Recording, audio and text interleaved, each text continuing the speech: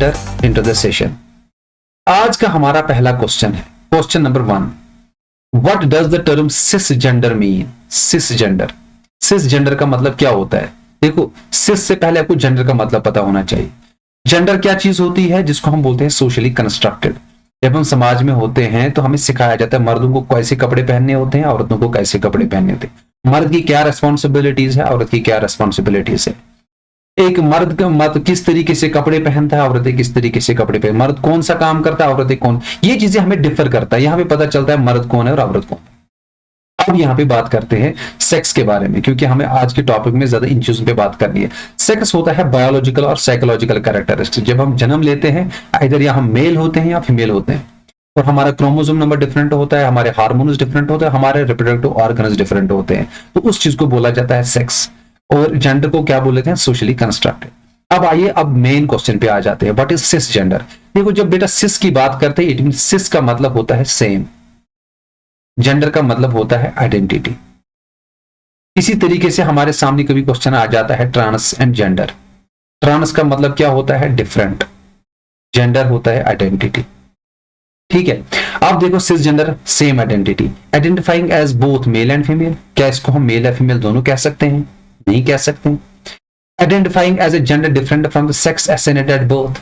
जन्म लेते समय आइदर मेल या फीमेल था, क्या अगर उसमें चेंज हुआ है तो उसको बोलते, क्या उसको हम सिस जेंडर बोलते हैं? लेकिन हमारा यहाँ पे हमने बोला पहली सेम आइडेंटिटी, इट मीन्स ये भी आउट हो जाएगा। अब यहाँ पे हमारा option number C, identifying as the same gender as the sex assigned at birth, that is the right answer. इसका मतलब क्या है?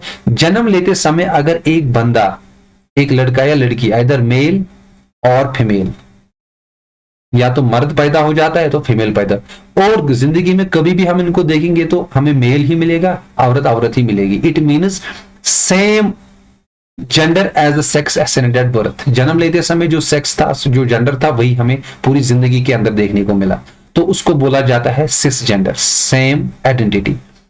और चौथा क्या हमारा? None of the above, that's not the right answer. Answer number, sorry, option number C is the right answer. ठीक है, अब क्या है? Cis gender identifying as the same gender. जन्म लेते समय जो जेंडर था, मरते दम तक इंसान वही है, उसको बोला जाता है सिस जेंडर। ट्रांसजेंडर वो होता है जहां पे चेंज आ जाती है। ठीक है, जैसे हमारे समाज के अंदर कुछ लड़के पैदा हो जाते हैं एज ए मर्द पैदा हो जाते हैं, लेकिन लड़कियों जैसे कपड़े पहनते हैं, लड़कियों जैसे स्टाइल होती है, बात करने का तरीका, अपने आप को मतलब लड़की समझते हैं, जिसको हम ट्रांसजेंडर कहते हैं, तो उनको बोला जाता है ट्रांसजेंडर। ठीक है, तो हो गया पहला क्वेश्चन। क्वेश्चन नंबर 2 क्या कहता है? इग्नोरिंग और failing to address the gender dimensions is known as. देखो, अब यहाँ पे बात होगी जेंडर डायमेंशंस की। अब आपको पता होना चाहिए जेंडर डायमेंशन पहले किसको कहते हैं। जेंडर डायमेंशन होता है जिसको हम बोलते हैं जेंडर रोल, ठीक है, या जेंडर आइडेंटिटी, या जेंडर एक्सप्रेशन। अगर हम इग्नोर करेंगे जेंडर डायमेंशंस को और फेलिंग टू एड्रेस, इनको एड्रेस नहीं कर पाएंगे, तो इस चीज को हम क्या बोलते हैं? क्या जेंडर डिस्क्रिमिनेशन बोलते हैं, पैट्रियार्की बोलते हैं, जेंडर ब्लाइंड बोलते हैं, या जेंडर ऑपरेशन बोलते हैं? The right answer is option number C, gender blind. क्योंकि जेंडर ब्लाइंड वो अप्रोच होता है, ठीक है, जिसमें क्या होता है, जहां पे हम इन चीजों को कंसिडर नहीं करते हैं, जैसे जेंडर डिफरेंसेस जो होती है, इन चीजों को कंसिडर नहीं करते हैं, ठीक है, या जेंडर इंप्लीकेशंस जो होते हैं, इनको हम कंसिडर नहीं करते हैं, तो इस चीज को बोला जाता है जेंडर ब्लाइंड। ठीक है, अब क्या है जेंडर ब्लाइंड? जेंडर ब्लाइंड हम सिंपली कहते हैं पॉलिसीज और approach that do not take into account और कंसिडर जेंडर डिफरेंसेस और इंप्लीकेशंस, उसको बोला जाता है जेंडर ब्लाइंड। जेंडर डिस्क्रिमिनेशन अलग है, जहां पे मर्दों मतलब एक जेंडर को हम सपोर्ट करेंगे, एक को सपोर्ट नहीं करेंगे। पैट्रियार्की जहां पे मर्द की ज्यादा चलती है, मर्द के पास ही ज्यादा अथॉरिटी रहती है। ठीक है, और इसके बाद हमारा आ जाता है question number 3, social structure that institutionalise male physical, social and economic power over man. ठीक है, ऐसा सोशल स्ट्रक्चर जहां पे हम क्या करते हैं, मेल को ही ज्यादा फिजिकली, सोशल एंड इकोनॉमिकली मतलब ज्यादा स्ट्रॉन्ग समझते हैं as compare to the women. क्या उसको जेंडर डिस्क्रिमिनेशन कहते हैं, मास्कुलिनिटी कहते हैं, पैट्रियार्की कहते हैं, और फेमिनिटी कहते हैं? The right answer is patriarchy.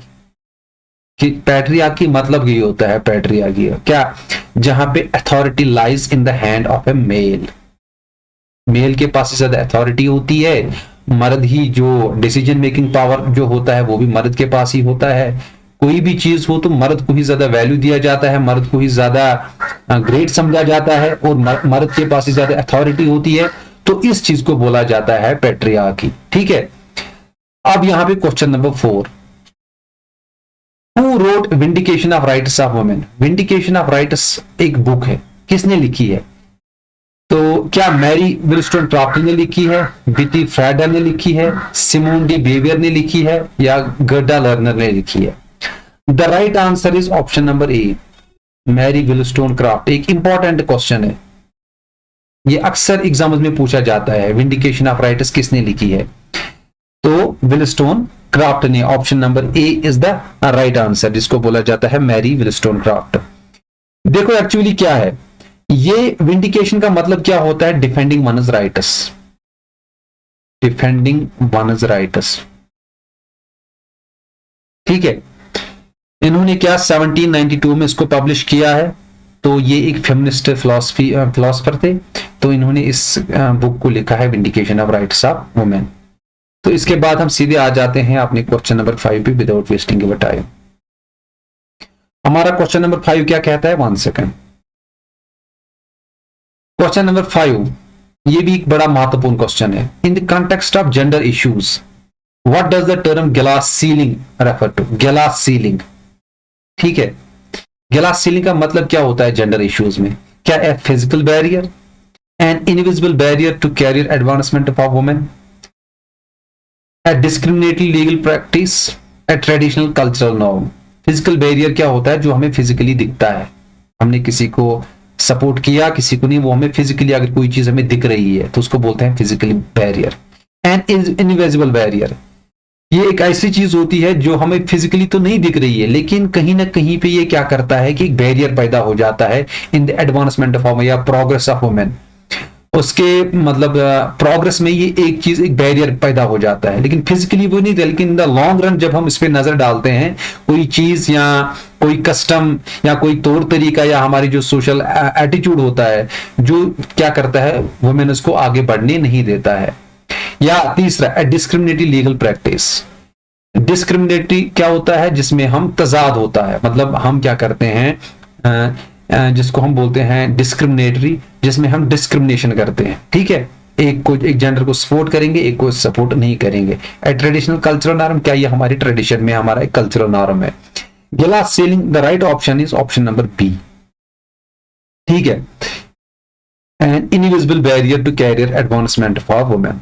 अब देखो क्या होता है, इनविजिबल बैरियर क्या होता है, जिसको हम बोलते हैं कि मतलब that is not immediately apparent, immediately ये चीज आपको नहीं दिखेंगी। फॉर एग्जाम्पल, हमने लड़की को पढ़ाया नहीं, ये फिजिकली इसका रिजल्ट हमें नहीं लिखेगा, इन द लॉन्ग रन हमें पता चलेगा हमने इसको, बेटी को पढ़ाया क्यों नहीं। ठीक है, हमने इसको मतलब इसके प्रोग्रेस में हमने कितने, मतलब फॉर एग्जाम्पल कितनी प्रॉब्लम क्रिएट की। तो ये जो चीजें होती है उसको बोला जाता है ग्लास सीलिंग। ठीक है, ये हिंडर करता है प्रोग्रेस को, सक्सेस को और इक्वालिटी को, इन चीजों को हिंडर करता है, चाहे वो प्रोग्रेस हो, इक्वालिटी हो। ठीक है, तो इस चीज को बोला जाता है ग्लास सीलिंग। इसके बाद क्या होता है, क्वेश्चन नंबर 6 हमारा, that's why the option number B is the right answer. Which social reformer played a crucial role in advocating for the rights and education of women in India during the 19th century? 19th century के अंदर किसने ज्यादा महत्वपूर्ण role play किया? किसमें? औरतों के जो राइट्स होते हैं और एजुकेशन के लिए, ताकि इनको अपने राइट्स मिले और इनकी एजुकेशन दिन ब दिन बेहतर हो। क्या जवाहरलाल नेहरू थे, राजा राम मोहन राय थे, बी आर अम्बेडकर थे, महात्मा गांधी थे? The right answer is option number B. ठीक है, राजा राम मोहन राय, इसने क्या किया, he played a significant role in challenging the traditional customs. इन्होंने क्या किया, इन्होंने बोला जो हमारे ट्रेडिशनल कस्टम्स है, हम बोलते हैं औरतों को ज्यादा नहीं पढ़ना है, इस चीज को इन्होंने क्या किया, बैन लगाया। इसने बोला कि for the empowerment of women, इनको एजुकेशन दी, और फाइनली क्या हुआ कि promote education and empower them socially and economically. ठीक है, तो इसने क्या है, और राजा राम मोहन ने क्या बैन लगाए, जैसे सती की रस्म है, बैन लगाया सती को, या चाइल्ड मैरिज हमारी है, या फीमेल इन्फेंटिसाइड, तो that's why the option number B is the right answer. इसके बाद हमारा क्वेश्चन नंबर 7 है, Beti Bachao Beti Padhao initiative was started in which year. Beti Bachao Beti Padhao initiative जो हमारे इंडिया के अंदर लाया गया, ये कब शुरू हुआ? क्या 2010 में, 2013 में, 2015 और 2018 में? The right answer is option number C, 2015 में बेटी बचाओ बेटी पढ़ाओ शुरू हुआ। ठीक है, जनवरी 2015, जनवरी 2015 में ये इनिशिएटिव लिया गया। अब देखो यहाँ पे कभी ऐसा भी क्वेश्चन आ सकता है, what is the main motive of this Beti Bachao and Beti Padhao? इसका जो मतलब मैसेज है या जो इनिशिएटिव है, ये क्या है? To promote education and empower women, promote education, promote education and empower them socio-economically,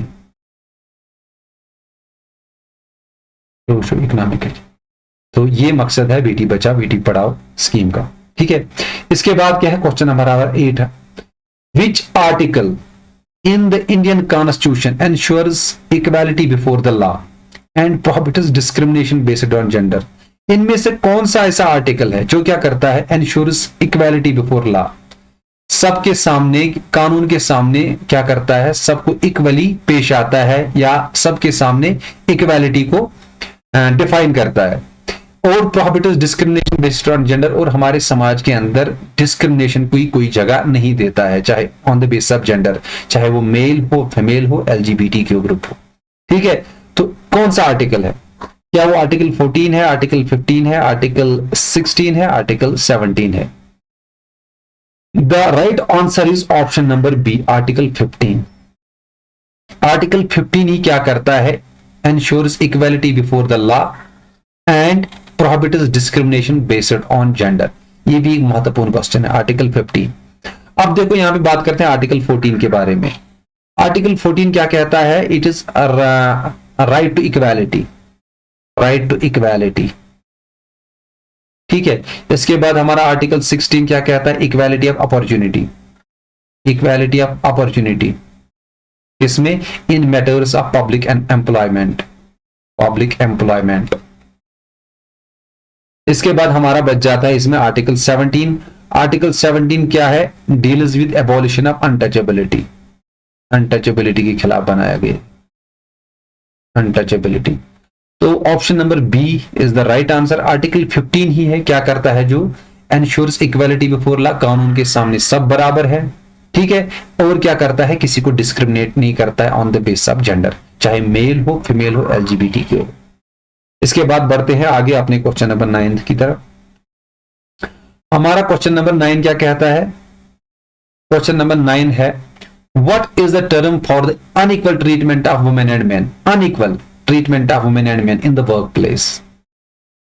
यहां पे क्या है? अनइक्वल ट्रीटमेंट, एक को हम सपोर्ट करते हैं, एक को सपोर्ट नहीं करते, एक को फेवर करते हैं, एक को फेवर नहीं करते। Often in terms of salary, promotions and opportunities. Work place जहां पे हम काम करते हैं, हम यहां पे किसी जेंडर को फेवर करते हैं, किसी जेंडर को, जैसे आप देखोगे कहीं पे कॉल सेंटर्स होंगे, नोटिफिकेशन आ जाती है कि ओनली फीमेल्स कैन अप्लाई, कहीं पे ऐसा होता है जहां पे लिखा जाता है ओनली मेल्स कैन अप्लाई। यहाँ कभी हम क्या देखते हैं? मर्दों को ज्यादा सैलरी देते हैं, औरतों को कम सैलरी देते हैं। ऐसा वर्क प्लेस जहां पे अनइक्वल ट्रीटमेंट होता है, एक जेंडर को हम फेवर करते, एक को नहीं करते, एक को सपोर्ट करते, एक को नहीं, एक को सैलरी ज्यादा देते, एक को नहीं, उसको क्या बोलते हैं? क्या जेंडर बयास कहते हैं इसको, जेंडर डिस्क्रिमिनेशन कहते हैं, जेंडर डिस्पैरिटी कहते हैं, या गिलास सीलिंग कहते हैं? गिलास सीलिंग के बारे में हमने अभी बात की, तो ये that's not the right answer. गिलास सीलिंग क्या होता है? शाबाश, गिलास सीलिंग होता है जब हम क्या करते हैं, फिजिकली वो हमें नहीं दिखता, इन द लॉन्ग रन उसके कॉन्सिक्वेंसेस, रिपरकशंस हमें देखने को मिलते हैं, तो ये पहली आउट हो जाएगा। अब यहां पे देखते हैं द राइट आंसर क्या है। देखो राइट आंसर है जेंडर डिस्क्रिमिनेशन। जेंडर डिस्क्रिमिनेशन का ये मतलब होता है जब हम डिस्क्रिमिनेट करते हैं on the basis of gender, एक को सपोर्ट करेंगे, एक को सपोर्ट नहीं करेंगे, एक को ज्यादा सैलरी देंगे, एक को, मर्द को ज्यादा सैलरी, औरत को ज्यादा से काम एक ही करेंगे। अगर हम मर्द को ज्यादा सैलरी देंगे, औरत को कम, इट मीन इसको बोलते हैं जेंडर डिस्क्रिमिनेशन। ठीक है, तो इसके बाद क्या है? अब देखो यहां पे बात आ रही है जेंडर बयास। अब आपको ये option number B is the right answer, लेकिन अब आपको यहाँ पे जेंडर बयास का पहले पता होना चाहिए। जेंडर बयास किस चीज को कहते हैं? जब हम जेंडर बयास की बात करते हैं, it mean differential expectations for behaviour and performance. क्या होता है ये? जिसमें हम डिफरेंट एक्सपेक्टेशंस होती है हमारी, अलग अलग जेंडर को लेके अलग अलग एक्सपेक्टेशंस को बोलते हैं जेंडर बयास। इसके बाद हम बात करते हैं जेंडर डिस्पैरिटी की। जेंडर डिस्पैरिटी होती है differences in outcomes between genders, differences in outcomes, ठीक है, between genders, differences in outcomes between genders को बोलते हैं जेंडर डिस्पैरिटी। जेंडर डिस्क्रिमिनेशन होता है सिंपली जब हम डिस्क्रिमिनेट करते हैं, एक को फेवर करेंगे एक को फेवर नहीं करेंगे, या अनइक्वल ट्रीटमेंट। और जेंडर बयास क्या होता है? जैसे मैंने बताया, जेंडर बयास का मतलब होता है जैसे differential expectations for behaviour and performance. अब यहाँ पे क्वेश्चन नंबर 10 की बात करते हैं। Which organisation in India works towards the empowerment and rights of women? हमारे इंडिया के अंदर कौन सी ऐसी ऑर्गेनाइजेशन है जो किसके लिए काम करती है? Women empowerment and their rights के लिए। एड्रेसिंग इश्यूज सच एज, ये कौन से इश्यूज एड्रेस करती है? जैसे वायलेंस, डिस्क्रिमिनेशन, घरेलू हिंसा, डिस्क्रिमिनेशन, इकोनॉमिक डिस्पैरिटीज, ठीक है, इनके बारे में ज्यादा बात करता है। क्या वो नेशनल ह्यूमन राइट्स कमीशन है, ministry of health and family welfare है, नेशनल कमीशन फॉर वुमेन है, या नीति आयोग है? The right answer of question number 10 is national commission of women. Option number C, national commission for women. ठीक है, देखो national commission for women क्या है? ये एक्चुअली है, it was established under national commission of women act 1990। ठीक है, national commission of women act 1990 के अंडर ही नेशनल कमीशन फॉर वुमेन बनाया गया, जिसका काम है towards the empowerment and rights of women, addressing issues such as their violence, discrimination and economic disparity. तो इसको बोला जाए, that's why the option number C is the right answer. अब देखो और एक बात करते हैं, इसका जो मेन मकसद क्या है? It is primary function mandate is to safeguard and promote the rights and interests of women in India. ठीक है, अब यहाँ पे और एक चीज, यहाँ पे हमारा ऑप्शन एक है नीति आयोग। नीति आयोग क्या है? It is actually the cooperative federalism, या वी कैन कह सकते हैं कि ये एक सस्टेनेबल एंड इकोनॉमिक ग्रोथ के लिए है। ठीक है, एस्टैब्लिश इन 2015। नीति आयोग का काम क्या है? It is cooperative federalism and sustainable economic growth के लिए काम करता है, एस्टैब्लिश इन 2015। ठीक है, अब इसके बाद हम बात करते हैं अपने क्वेश्चन नंबर 11 की। Which government initiative focuses on improving the nutritional and health status of pregnant and lactating mothers in India? देखो क्या है क्वेश्चन, गवर्नमेंट का कौन सा इनिशिएटिव है जो किस पे ज्यादा फोकस करता है? Improve the nutritional and health status. जो हमारी महिलाएं हैं, ठीक है, उनका जो न्यूट्रिशन लेवल है वो दिन ब दिन बढ़े, उनका हेल्थ स्टेटस ठीक रहे, मेंटेन रहे, पर्टिकुलरली किनका? जो प्रेग्नेंट लेडीज हैं, एंड लैक्टेटिंग मदर जो अपने बच्चों को दूध देते हैं। लैक्टेटिंग मदर्स वो होती है जो अपने बच्चों को ब्रेस्ट फीडिंग, जो दूध देते हैं। क्या ये प्रधानमंत्री आवास योजना है, प्रधानमंत्री मातृ वंदना योजना है, या जनधन योजना है, या स्वच्छ भारत अभियान है? स्वच्छ भारत अभियान अलग एक अभियान है सफाई के बारे में, तो ये पहले आउट हो जाएगा। अब यहाँ पे बचे हमारे 3, and the right answer of question number 11 is option number B, Pradhanmantri Matru Vandana Yojana. ठीक है, ये क्या है? ये मैटरनिटी बेनिफिट स्कीम है, मैटरनिटी बेनिफिट स्कीम है, मैटरनिटी बेनिफिट स्कीम। ठीक है, अब यहां पे क्या है? देखो ये भी 2016 में लॉन्च की गई थी, 2016 में। और इसका काम क्या है? Launched by ministry of women and child development. ठीक है, तो और क्या है? इसमें एक जो महिला होती है, इसको इंसेंटिव्स, जो एलिजिबल होते हैं उनको इंसेंटिव्स 5000 मिल जाते हैं इन 3 इंस्टॉलमेंट्स। तो इस चीज को बोला जाता है प्रधानमंत्री मातृ वंदना योजना। ये किसके लिए बनाई जाती है? किसके लिए बनाएगी? Initiative focus on improving the nutritional and health status of pregnant and lactating mothers in India. इसके बाद हम बात करते हैं अपने क्वेश्चन नंबर 12 की। हमारा क्वेश्चन नंबर 12 क्या कहता है? Question number 12, what is the primary focus of the one stop center OSC scheme launched by the Indian government? OSC एक स्कीम है जिसका नाम है one stop centre, Indian government ने लॉन्च की। अब देखते हैं इसका प्राइमरी फोकस क्या है।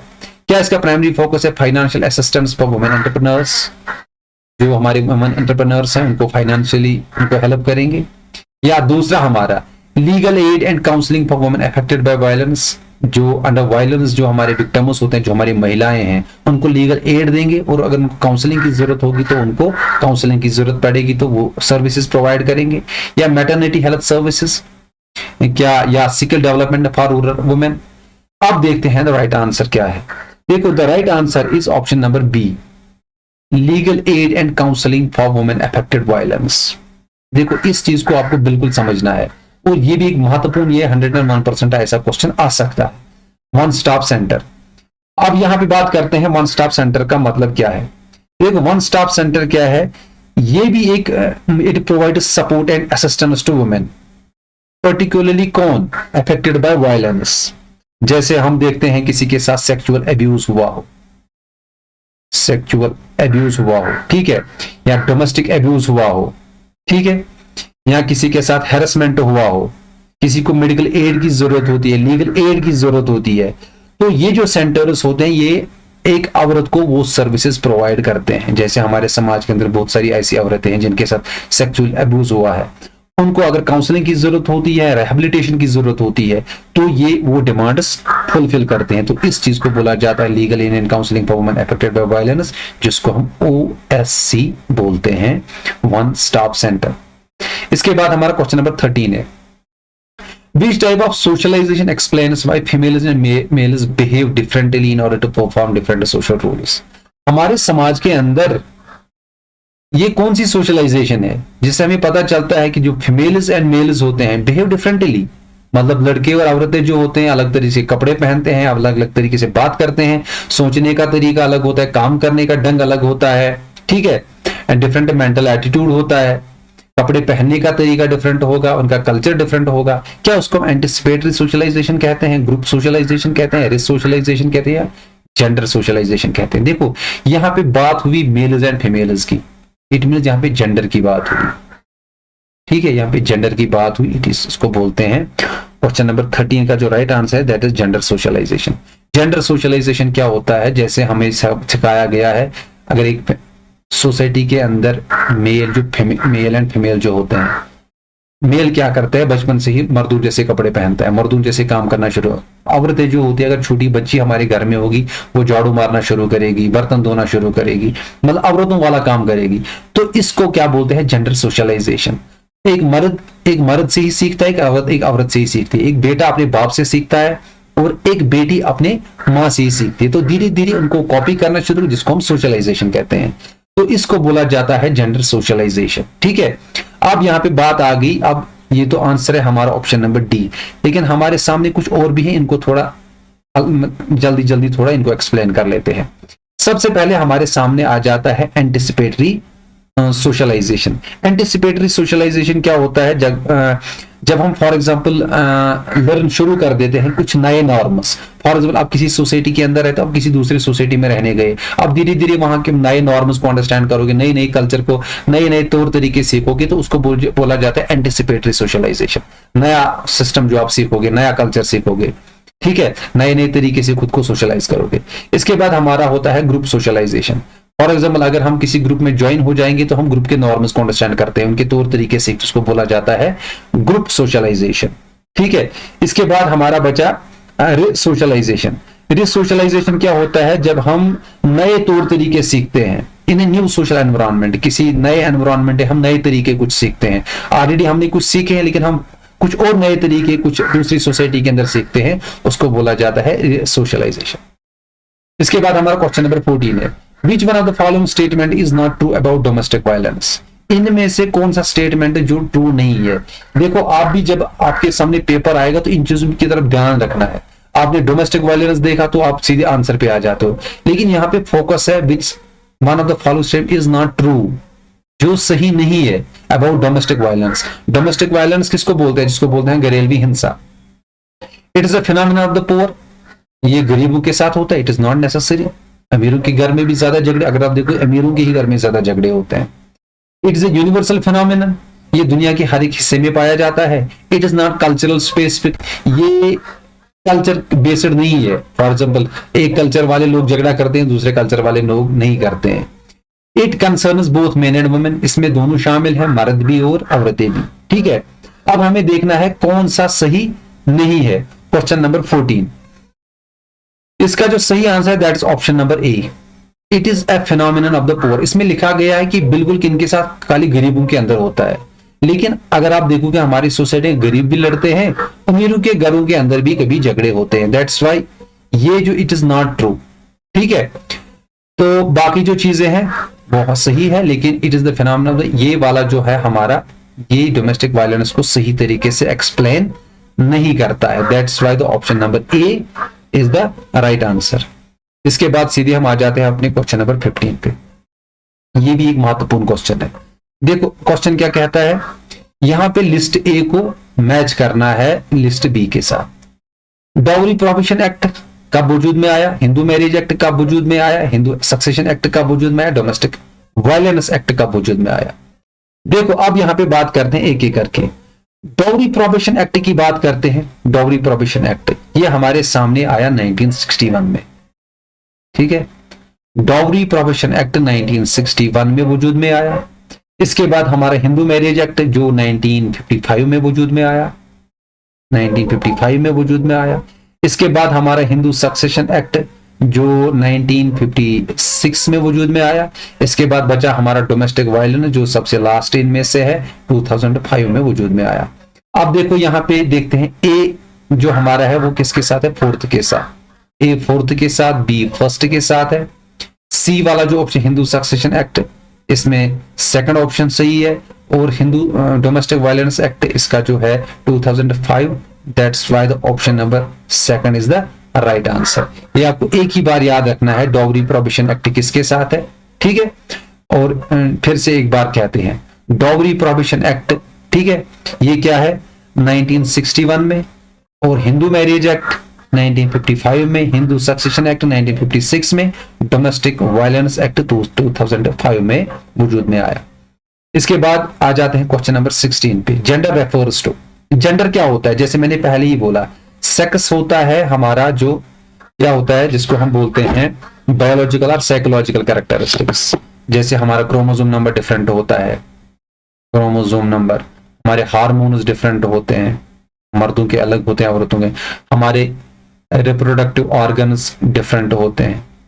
ठीक है, तो इससे पता चलता है, इसको बोला जाता है सेक्स, आइदर मेल और फीमेल। लेकिन जेंडर क्या होता है, socially constructed role and behaviours and expectations associated with being male और फीमेल। मर्दों वाला काम करते हैं तो मर्द ही कहलाते हैं, औरतों वाला काम करते हैं तो औरत ही कहलाते हैं। अगर फॉर एग्जांपल एक लड़का औरतों जैसे कपड़े पहनेगा, औरतों जैसे बाल रखेगा, औरतों जैसे सैंडल लगाएगा, तो ऑटोमेटिकली हम उसकी जेंडर पे हम शक करना शुरू कर देते हैं। जैसे हमारे समाज के अंदर ट्रांसजेंडर्स वगैरह होते हैं, ये भी हमारी कम्युनिटी का हिस्सा है। लेकिन इस तरीके से जब हम जेंडर की बात करते हैं, जब बोला जाता है biological differences between mail and female, वो हमारा सेक्स हो जाता है, क्योंकि वो बायोलॉजिकल डिफरेंस है, हमारी बॉडी के अंदर डिफरेंसेस है, हमारे हार्मोन्स में डिफरेंस है। तो ये आंसर राइट नहीं है। सोशली कंस्ट्रक्टेड रोल, बिल्कुल ये सही है, option number B is the right answer. Gender refers to socially constructed role and behaviours and expectations associated with being male और फीमेल। तीसरा हमारा क्या है, सेक्सुअल ओरिएंटेशन, वो डिफरेंट है, इथनिसिटी भी डिफरेंट है, ये वाले हमारे ऑप्शन नहीं है। ठीक है, देखो और एक चीज में आपको मैं थोड़ा सा इस क्वेश्चन में और एक चीज कुछ आपको बताऊंगा जो आपको ज्यादा याद रखना है। जैसे आपको कभी क्वेश्चन होगा वहां पे होमोसेक्सुअल, कभी होमोसेक्सुअलिटी के बारे में क्वेश्चन होगा। होमोसेक्सुअल होता है attraction of people of the same gender, attraction of people with the same gender, with the same gender, उसको बोला जाता है होमोसेक्सुअल। इसके बाद आ जाता है दूसरा हेटेरोसेक्सुअल। हेटेरोसेक्सुअल क्या होता है, जहां पे अपोजिट जेंडर्स को हम क्या करते हैं, अट्रैक्ट हो जाते हैं अपोजिट जेंडर की तरफ, अपोजिट जेंडर। इसके बाद हमारा आ जाता है बाइसेक्सुअल। बाइसेक्सुअल, बाइसेक्सुअल का मतलब होता है attraction of people towards more than one gender, more than one gender, जहां एक जेंडर से ज्यादा हम क्या करते हैं, लोगों को पसंद करते हैं, उसको बोला जाता है बाइसेक्सुअल। और सबसे लास्ट में आ जाता है हमारा एसेक्चुअल। एसेक्चुअल, एसेक्चुअल क्या होता है? Lack of sexual attraction to any gender.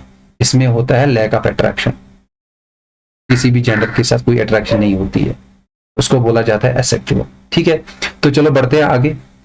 अब हमारा क्वेश्चन नंबर 17 क्या कहता है? हमारा क्वेश्चन नंबर 17 है, Which Indian city was the first to establish a dedicated court to address cases of crimes against women? हमारे इंडिया के अंदर कौन सा मतलब कौन सी ऐसी सिटी है जहां पे सबसे पहले क्या बनाया गया? Dedicated court to address cases and crimes against women. Women's के बारे में या वुमेन्स के खिलाफ जो भी क्राइम होता है इसके बारे में बात करेंगे। इसके लिए हमने कोर्ट बनाया, तो वो कौन सी सिटी है? क्या वो न्यू दिल्ली है, मुंबई है, कोलकाता है, Bengaluru? The right answer is new Delhi.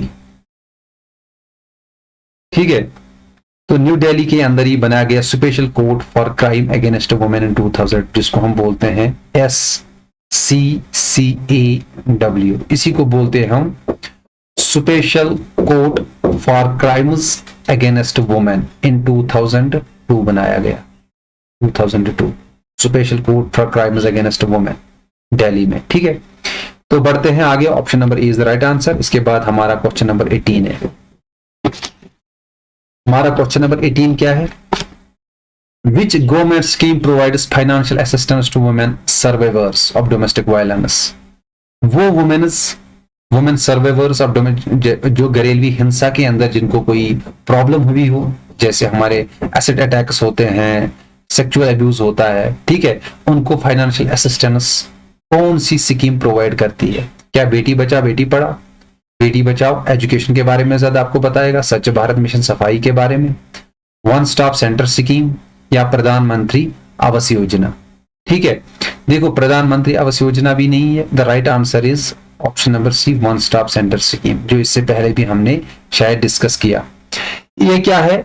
ये जो स्कीम है it launch under Nirbhaya, provided integrated support.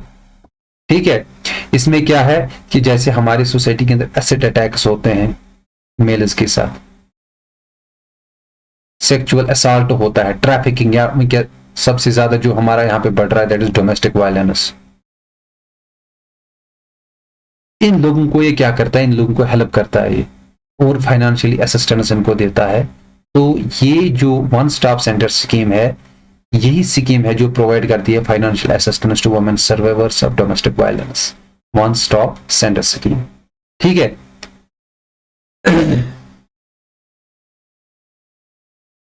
देखो ये जो प्रधानमंत्री आवास योजना है, इट इज एक्चुअली ये सब्सिडी बेस पे एक हाउसिंग स्कीम है। जो हमारे मिडिल क्लास पीपल हैं उनको क्या किया जाता है, जो लोअर क्लास पीपल है उनको अफोर्डेबल हाउसेस दिए जाते हैं ऑन द सब्सिडी बेसिस। ठीक है, तो इसके बाद हमारा क्वेश्चन नंबर 19 है। According to gender gap report 2023, gender gap report released by World Economic Forum, World Economic Forum, India ranked है। जेंडर गैप रिपोर्ट में 2023 के अंदर हमारे एंट्री जो हमारी जो कंट्री है इंडिया, इसकी रैंक क्या थी? 121, 127, 135 और 09। The right answer is 127। 146 country के अंदर अगर हम देखेंगे 127 क्या थी, 127 was the rank of India in gender gap report out of 146। ठीक है, तो आगे बढ़ते हैं। हमारा क्वेश्चन नंबर 20 क्या कहता है? International women day is celebrated on, कब मनाया जाता है इंटरनेशनल वुमेन्स डे? ऐसे क्वेश्चन भी अक्सर एग्जाम में पूछे जाते हैं। 1 March, 8 December, 8 March, none of these. The right answer is 8 March. 8 मार्च को ही इंटरनेशनल वुमेन्स डे सेलिब्रेट किया जाता है। ये आपको एक ही बार याद रखना है, इसका कोई मेथड नहीं है, आपको ये बिल्कुल याद रखना है, 8 मार्च। ठीक है, question number 21, sex ratio of India as per the 2011 census was. हमारे इंडिया का सेक्स रेशियो क्या था? सेक्स रेशियो क्या होता है? नंबर ऑफ फीमेल्स इन पर 1000 मेल्स। ठीक है, 2011 के अंदर जो हमारा सेंसस हुआ उसके अंदर इंडिया का सेक्स रेशियो क्या था? 943 females out of 1000 males. 999 females out of 1000 males, 900 females out of 1000 males, 982 females out of 1000 males. The right answer is option number A, 943 females out of 1000 males was the sex ratio of India as per the